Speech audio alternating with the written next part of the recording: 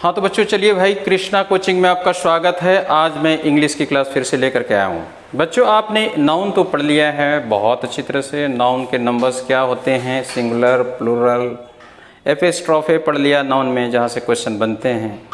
और क्वेश्चन बनते जहाँ से भी हैं मैं आपको साथ ही साथ कराते जाता हूँ, और आपको वहीं से कुछ स्पेशल चीज़ें जो मैं बताता हूँ आपको कि भाई नॉर्मल सामान्य चीज़ें तो सबको पता है, noun is the name of place person thing, ये तो सब कुछ पता है। लेकिन वो मैंने बता दिया आपको सिंगुलर से प्लूरल कैसे होता है, कंपाउंड वर्ड क्या है नाउन का, इसके बाद जेंडर मैंने पढ़ा दिया। अब देखो बहुत ही important parts of speech noun के बाद जो है वो है प्रोनाउन। अब देखो प्रोनाउन जब आप पढ़ते हो तो आपको नाउन की जानकारी होनी आवश्यक। नाउन यदि आपको पता है तभी आप प्रोनाउन समझ पाओगे। चलो देखो प्रोनाउन क्या होता है और कैसे इसका जन्म होता है, कैसे इसकी उत्पत्ति होती है। देखो आप कुछ लिखते हो, कोई कहानी लिखते हो, आप लिखते हो there was a crow, start किया करते हो देयर वॉज ए क्रो, एक कौवा था। तुरंत बाद उसके बाद आप लिखते हो the crow was very thirsty, was very thirsty. अब फिर से लिखूं the crow was wandering in search of water. The crow got an idea. The crow started throwing pebbles inside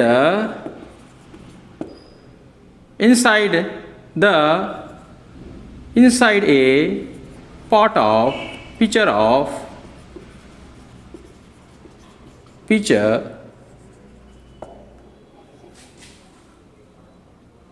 water।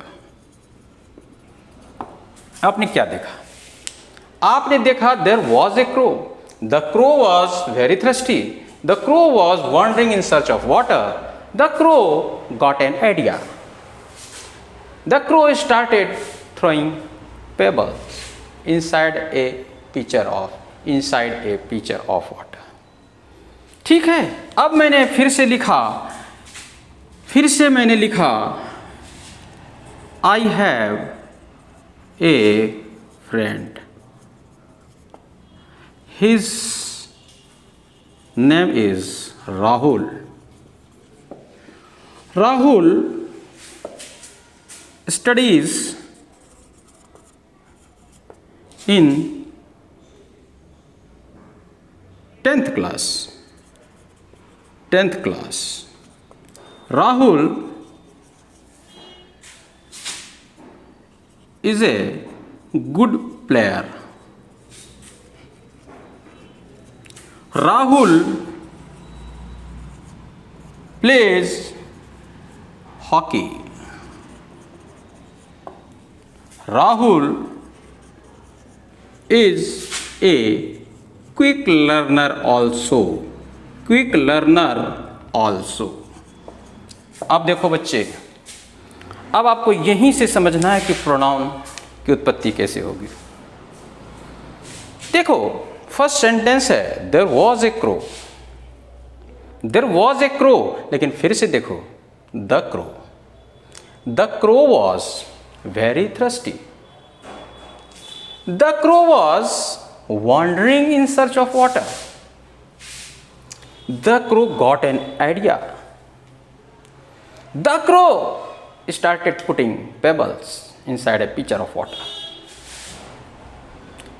कौवा के दिमाग में आइडिया आया और कंकर डालना स्टार्ट किया। लेकिन क्या आपको अच्छा लग रहा है ये the crow, every sentence is started with the crow। Is it right? क्या आपको समझ में आ रहा है कि ये हमेशा द क्रो आना को जरूरी है क्या? अब मैं बोलता हूं I have a friend, his name is Rahul, noun आ गया। यहां पर नाउन क्या है? क्रो है। Rahul studies in 10th class, Rahul is a good player, Rahul plays hockey, Rahul is a quick learner also। देख रहे हो आप? आपने क्या देखा? इस नाउन को कितना कष्ट हो रहा है, देख लो। इस नाउन को कितना कष्ट हो रहा है, बार बार आना पड़ रहा है। ये राहुल को बार बार आना पड़ रहा है। क्या ये सही है? नहीं है, ये सही नहीं है। और इसी वक्त एक पार्ट्स ऑफ स्पीच की उत्पत्ति होती है और उसका नाम है प्रोनाउन। उसका नाम है प्रोनाउन, उसको हम प्रोनाउन बोलते हैं। तो आप हेडिंग लगाओ, आज का क्लास है प्रोनाउन के ऊपर। आज हम प्रोनाउन को समझेंगे। प्रोनाउन बहुत ही इम्पॉर्टेंट टॉपिक है आपके इंग्लिश के लिए। इंग्लिश लैंग्वेज का एक बहुत ही इम्पॉर्टेंट टॉपिक है। यदि हम प्रोनाउन समझ लेते हैं तो हमें लिखना भी आएगा, पढ़ना भी आएगा। और लिखना, पढ़ना, समझना सब कुछ जब आ ही जाएगा तो फिर एग्जामिनेशन में रिप्लाई क्यों नहीं देंगे, हम जवाब क्यों नहीं देंगे। अब देखो, हमने लिखा Rahul is my good friend, Rahul is my good friend, ठीक है। अब हम लिखेंगे, ये राहुल हमने नाउन लिख दिया। अब राहुल के लिए ही एक वर्ड लाएंगे, वो उसका नाम होगा ही। He is an diligent, he is a diligent student, he is a diligent student. Word बड़ा अच्छा है, डिलीजेंट। डिलीजेंट समझना, डिलीजेंट क्या होता है। डिलीजेंट होता है, it is a combination of hard working and intelligency. Intelligency, यदि कोई आदमी इंटेलिजेंट है, टैलेंट है और साथ साथ वो मेहनती भी है तो ऐसे लड़के को हम क्या बोलेंगे? डिलीजेंट, ठीक है। ये ऐसा लड़का अच्छा होता है, इसको जरा भी घमंड नहीं है कि हम बहुत टैलेंटेड हैं, बहुत इंटेलिजेंट हैं। इसको अपने हार्ड वर्किंग पर विश्वास है। हार्ड वर्किंग मतलब क्या हो गया? जो कठिन परिश्रम करता है, ठीक है। ऐसे वर्ड को हम डिलीजेंट कहेंगे। अब देखो, यहां पे हमने लिखा Rahul is my good friend, अच्छा दोस्त है। ही is a diligent student, he plays lawn tennis, he plays lawn tennis. अब देखिए आप, ये ही किसके लिए आया? किसके लिए आया? क्या राहुल के लिए आया कि नहीं? यहां पर बताओ, ये नाउन है कि नहीं? और नाउन के लिए जो वर्ड आ जाए उसी को हम प्रोनाउन कहेंगे। उसी को हम क्या बोलेंगे? प्रोनाउन कहेंगे। हमें यही समझना है। आखिर हमने ही को क्यों लाया? ही को क्यों लाया? तो राहुल को क्या करना है? हमें रिप्लेस करना है। तो प्रोनाउन यदि आपसे कोई पूछे क्या है, तो ये क्या है? एक रिप्लेसिंग वर्ड है। ये क्या है? एक रिप्लेसिंग वर्ड है। ये रिप्लेस करता है, रिप्लेसिंग वर्ड है, ये रिप्लेस करता है। अब हम बोलेंगे विच रिप्लेसेस नाउन। क्यों रिप्लेस करता है? To avoid frequency of noun. Frequency of noun, ये नाउन जो बार बार आ रहा था, द क्रो, राहुल बार बार जो आ रहा था, उसको रिप्लेस करने के लिए जो वर्ड इंग्लिश में हम इस्तेमाल करते हैं उसे ही हम प्रोनाउन कहते हैं। अब आप आराम से कह दोगे कि भाई हमने एक सेंटेंस लिखा, Lal Babu is the teacher of English. अब हम आगे लिखते हैं ही टीचेज वेल। अब आपको बता सकते हो कि लाल बाबू एक नाउन है और लाल बाबू के लिए ही आ गया कौन? ही बता रहा है इसी के बारे में, वो अच्छा पढ़ाते हैं। ही टीचेज वेल। अब ही टीचेज वेल की जगह पे यदि मैं यहाँ पे फुल स्टॉप ना दे करके कॉमा दे करके कंटिन्यू कर दूं, हु टीचेज वेल। अब आप बताइए कि यहाँ पे लाल बाबू का जगह किसने लिया? पहले तो ही ले रहा था, अब ये कौन ले लिया? हु मतलब यहाँ पर क्या आएगा? कौन नहीं, जो। हु मतलब क्या होता है? जो। और हु मतलब क्या होता है? कौन। कौन का जहाँ पर इस्तेमाल होगा हु का, वहाँ पर प्रोनाउन बदलेगा। इंटरोगेशन हो रहा है वहाँ पे, इंटरोगेटिव प्रोनाउन होगा। लेकिन जो यदि होगा तो ये क्या है? इससे रिलेटेड है, ये इससे रिलेशन बताता है, तो ये हमारा रिलेटिव प्रोनाउन होगा। हम उसकी चर्चा बाद में करेंगे। फिलहाल तो आप जान लो प्रोनाउन क्या होता है। तो क्या बोलोगे? Pronoun is a replacing word. अब रिप्लेस करता क्या है भाई? किसको करता है रिप्लेस? विच रिप्लेसेस नाउन। क्यों भाई बार बार नाउन आ रहा है? Rahul is a boy, Rahul is my friend, Rahul plays hockey. What is this? Why this Rahul will come always? So we have to avoid the frequency of Rahul and that is noun. Noun की frequency को हमें avoid करना है, to avoid frequency of noun. Noun जो बार बार आ रहा है उसको अवॉइड करने के लिए हम जिस शब्द का इस्तेमाल कर देते हैं वही कहला जाता है प्रोनाउन। कोई डाउट नहीं होनी चाहिए आपको। अब आप देखो प्रोनाउन के टाइप्स पर यदि हम जाते हैं, टाइप से भी यदि हम जाते हैं, तो पहला जो प्रोनाउन होगा वो होगा personal pronoun. Personal pronoun, personal pronoun किसी पर्सन के बारे में कहा गया है। राहुल के बारे में कहा गया ही, लड़की कोई रहेगी श्वेता, उसके बारे में कहा जाएगा सी। तो ये ही और सी क्या हो जाएगा बताओ? ये पर्सनल प्रोनाउन होगा कि नहीं? अब दूसरे टाइप पे यदि हम आते हैं तो सेकेंड टाइप हम पढ़ेंगे इसमें रिलेटिव प्रोनाउन। अब देखो ये बड़ा ही इंपॉर्टेंट प्रोनाउन है, रिलेटिव प्रोनाउन, और दूसरा है इसी के साथ इंट्रोगेटिव प्रोनाउन। रिलेटिव प्रोनाउन मतलब क्या हो गया? अब आपके पास मान लिया जाए एक पेन है, I have a pen, I have a pen. क्या पेन नाउन है कि नहीं? बोलो, चीज वस्तु है। I have a pen. अब विच कलर इज ब्लैक। अब उसका रंग कैसा है? तो काला है। अब बताओ ये विच किसके लिए आया है? जिसका रंग काला है। क्या ये पेन के बारे में तो है ना? ये रिलेशन बता रहा है। तो विच हमारा क्या हो गया?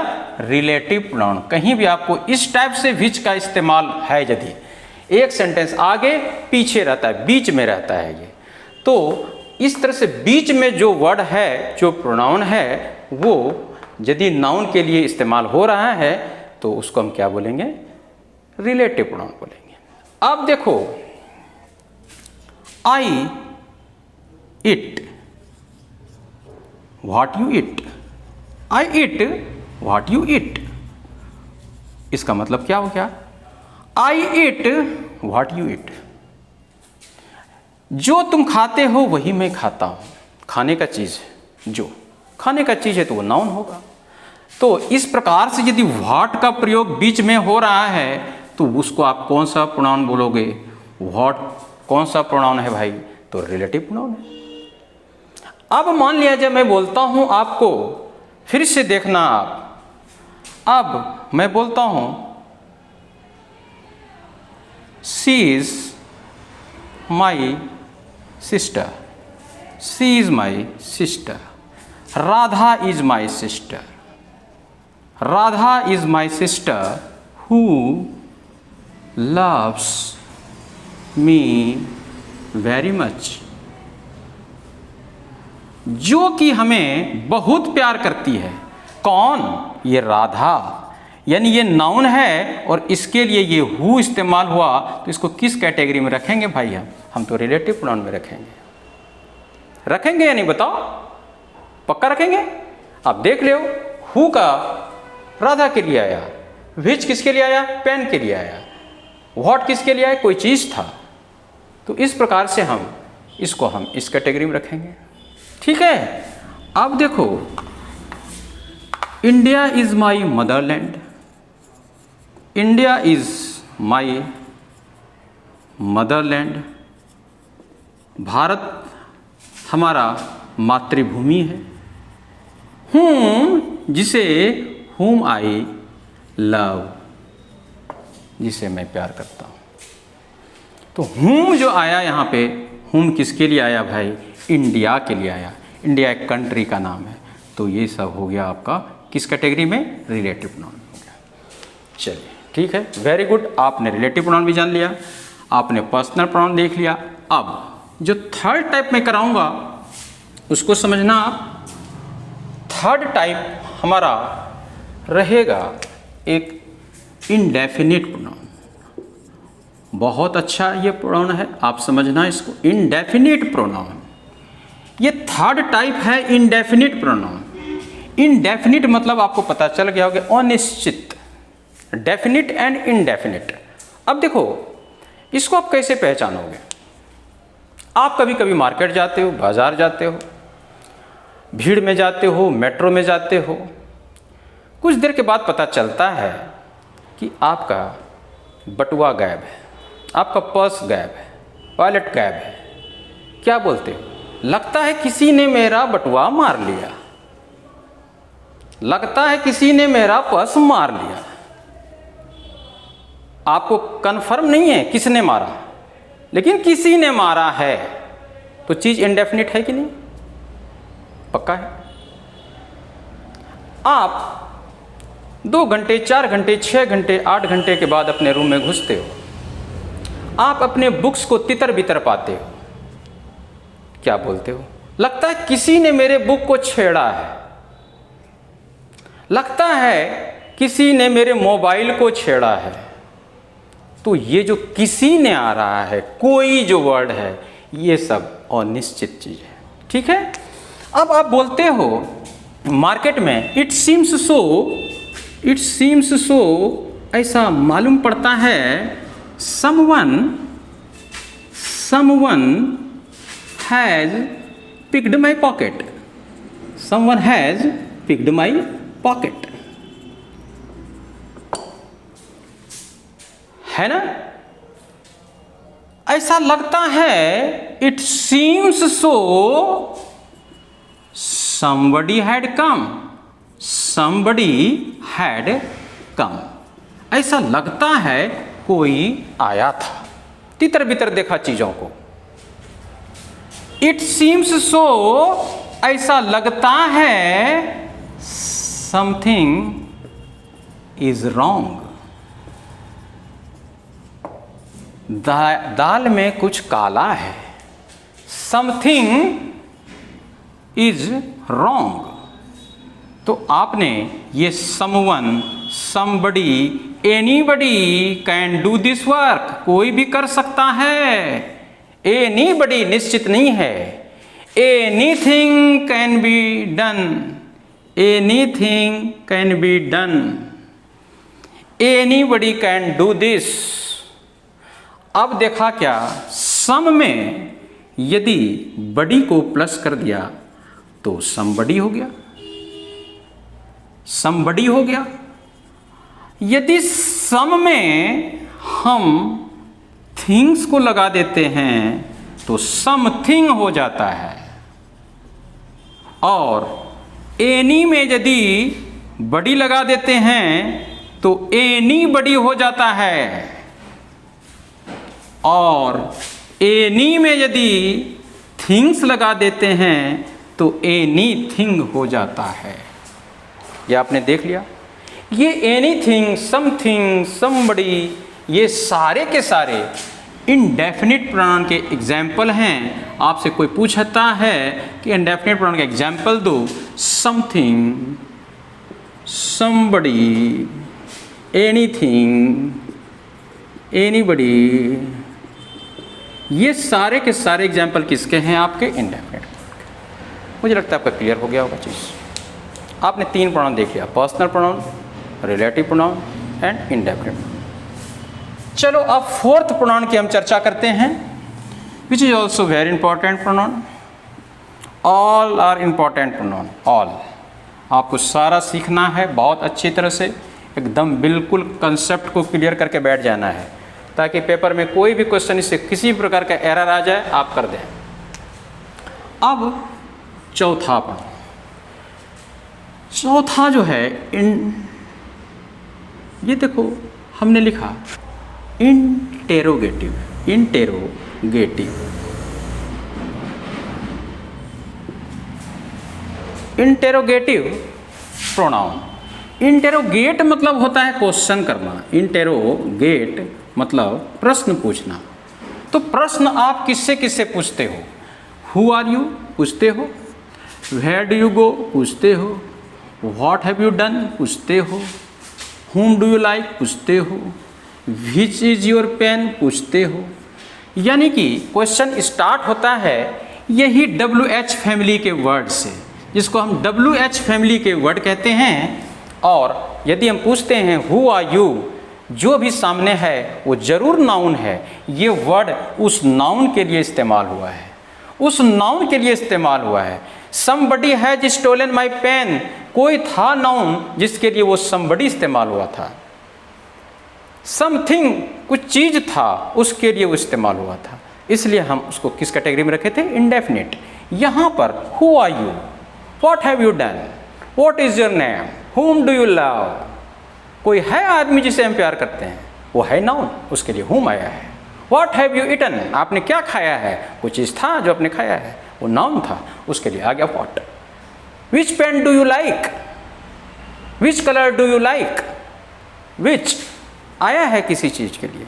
तो ये सारे के सारे एग्जाम्पल आपको इंटरोगेटिव प्रोनाउन के हो गए, आपका ख़त्म हो गया।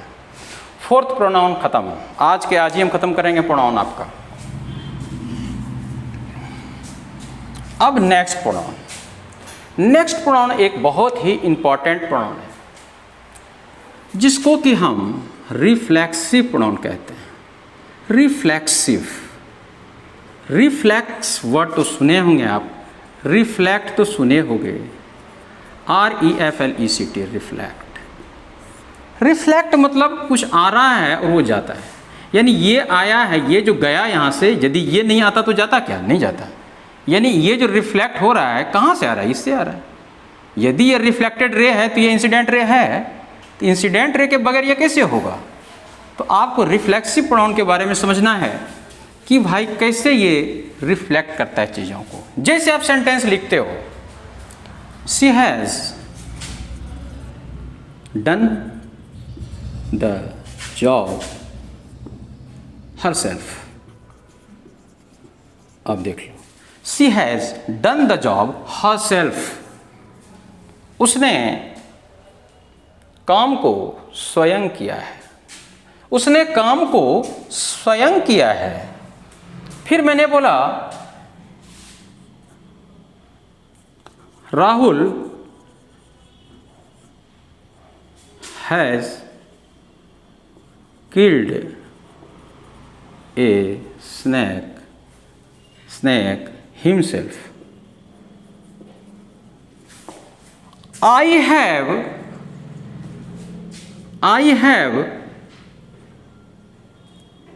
finished it myself. आप समझना यहीं से ये आखिर ऐसे वर्ड इंग्लिश में क्या हैं? हिमसेल्फ, हरसेल्फ, ये क्या है इंग्लिश में? आप बोलोगे एक प्रोनाउन है। कौन सा प्रोनाउन है भाई? रिफ्लेक्सिव प्रोनाउन है। अब बताओ ये हरसेल्फ यहाँ कौन है? शी।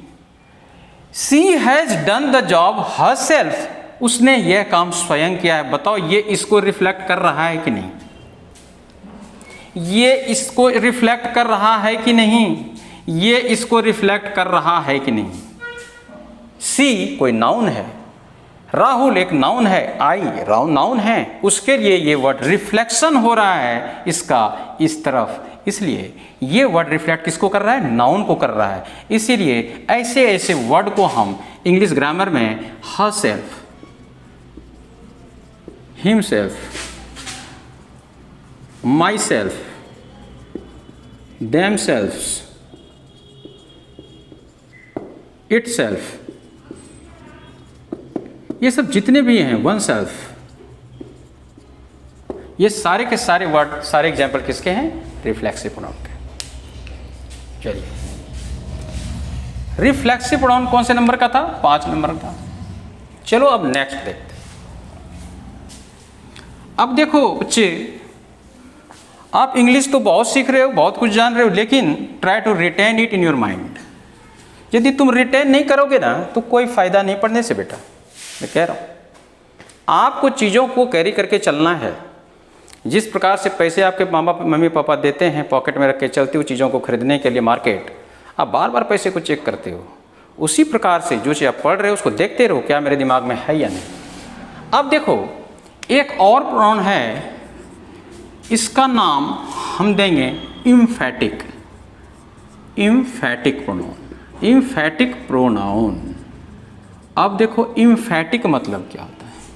वर्ड है इम्फेसाइज, वर्ड है इम्फेसाइज। इम्फेसाइज मतलब होता है जोर देना, किसी चीज़ पे जोर देना। एक चीज़ों पर जोर दोगे तो क्या बोलेंगे उसको? इम्फेसाइज। इम्फेसाइज मतलब क्या होता है? जोर देना। इम्फेसाइज से बना क्या? इम्फेटिक। इसी से बना इम्फेटिक, मतलब किसी चीज़ पर हम जोर दे रहे हैं। अभी जो हम सेंटेंस लिखे थे, मैंने अपना काम स्वयं किया, उसने अपना काम खुद किया। अब यदि मैं एक सेंटेंस बोलूं आपको कि भाई अभी जो था, आई have done the job my self, लिखा। इसका मतलब हुआ है मैंने इस काम को स्वयं किया। अब बताओ इसको मैं हटा दूं और यदि यहां रख दूं तो क्या हल होगा? बताओ। I myself have done the job, I myself have done the job, I myself will not shall, will punish him। मैं स्वयं उसे दंड दूंगा, मैं दंड स्वयं दूंगा, मैं स्वयं दंड दूंगा, मैं खुद इसे मारूंगा। देखो जोर पड़ रहा है खुद पे। I myself will punish the work. ये हटाएंगे, यहां लगाएंगे। अब इसको उच्चारण करो आप, अब देखो प्रोनाउंसिएशन करो कैसा लगता है। I have done the job my self. यदि माई सेल्फ यहां इस्तेमाल हो रहा है तो ये रिफ्लेक्सिव प्रोनाउन, और यही माई सेल्फ यदि यहां आ जाए तो यही हो जाएगा आपका इम्फेटिक प्रोनाउन। यही डिफरेंस है, यही वर्ड है, लेकिन इसका इस्तेमाल अलग अलग है। ठीक है, आपके पास चाकू है सब्जी काटने के लिए, आपने किसी की हत्या कर दी, क्या वो चाकू चाकू कहलाएगा या हथियार कहलाएगा? आपके पास कोई वेपन था। ठीक है, तो हम यदि यही चीज़ यदि फंक्शन जान लें, वर्ड का फंक्शन जान लें, कौन कैसे काम करता है, तो हमारा इंग्लिश बहुत ही आसान हो जाएगा, बिल्कुल आसान हो जाएगा। I myself have done the job, I have done the job myself. यहां देखो जोर पड़ रहा है। She herself has finished the work, she herself has finished the work, she has finished the work herself नहीं, she herself. तो जोर पड़ रहा है यहां पे हम एम्फेसाइज कर रहे हैं तो इम्फैटिक प्रोनाउन और रिफ्लेक्सिव प्रोनाउन का एग्जाम्पल तो सेम है, लेकिन इस्तेमाल करके आप देखोगे यदि इसका यहाँ यूज है तो वो रिफ्लेक्सिव प्रोनाउन, यदि ये यहाँ आ गया तो क्या हो गया, इम्फैटिक प्रोनाउन। तो ये सब, यही सब चीज़ जितने भी एग्जाम्पल हैं, हर सेल्फ, ये सारे के सारे एग्जाम्पल किसके हैं, इम्फैटिक प्रोनाउन। ठीक है, तो आपका प्रोनाउन मैंने कंसेप्ट क्लियर कर दिया, बता दिया क्या होता है मोटा मोटी। अब हम क्वेश्चन जब सेकंड राउंड चलेंगे, नाउन से प्रोनाउन से पहले हम एडजेक्टिव खत्म करेंगे, प्रेपोजिशन पे आएंगे, कंजंक्शन आएंगे, इंटरजेक्शन आएंगे, जितने भी पार्ट्स ऑफ स्पीच हैं इंक्लूडिंग इंटरजेक्शन लास्ट तक। कंजंक्शन भी समझेंगे, कंजंक्शन से हालांकि वर्ड आते नहीं हैं, फिर भी आते हैं, क्वेश्चन पूछे जाते हैं, आइदर, नेदर वगैरह सबसे कई तरह के क्वेश्चन आते हैं उसमें। एडजेक्टिव हैं, कई तरह के अभी टॉपिक बचे हुए हैं हमारे। पार्ट्स ऑफ स्पीच पहले हम खत्म करेंगे, उसके बाद वॉइस, नरेशन, जिरंड, ये सब जितने भी टॉपिक हैं, फिर हम क्लोज टेस्ट पे चलेंगे। क्लोज टेस्ट से कैसे क्वेश्चन सॉल्व होते हैं, ईज, आरएम, सेंटेंस इंप्रूवमेंट वगैरह कैसे होता है। वर्ब जब पढ़ेंगे तभी हम पढ़ लेंगे फाइनाइट, इनफाइनाइट, ट्रांजिटिव, इंट्रांजिटिव, सब चीज़ पढ़ेंगे। और आपने यदि समझ लिया चीज़ों को अच्छी तरह से तो ज़रूर आप सब्सक्राइब कीजिए हमारे चैनल को, बेल आइकन भी दबाइए और लाइक भी कीजिए। Thank you.